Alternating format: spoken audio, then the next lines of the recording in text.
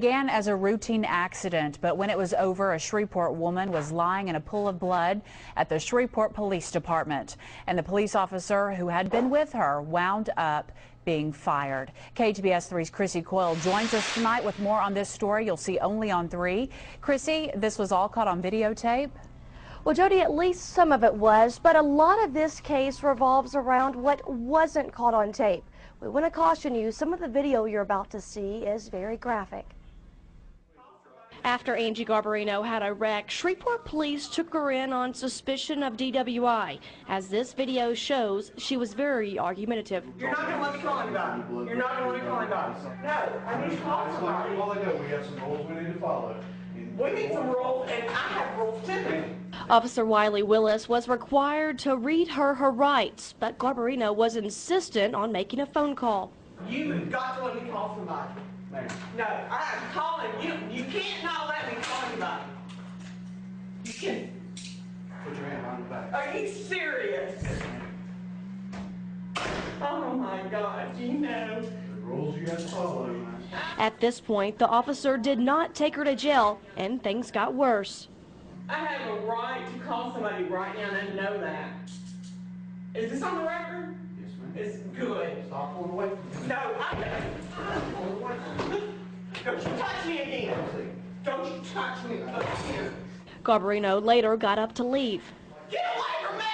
Get away from me! Get away from me! Ow! God, I'm going to call up. You Seconds later, understand, man? Yeah, I understand. the officer stops the tape. It's not known what happened while the tape was off, but when it comes back on, Garbarino is lying on the floor in a pool of blood. Lay down. Lay down. Don't move. Another officer comes in to look at Garbarino, then walks out. Garbarino's lawyer says she suffered a broken nose, a severe cut on the forehead, 2 broken teeth, and bruises on her arms and shoulder. Attorney Ron Machota says Garbarino was not driving drunk that night.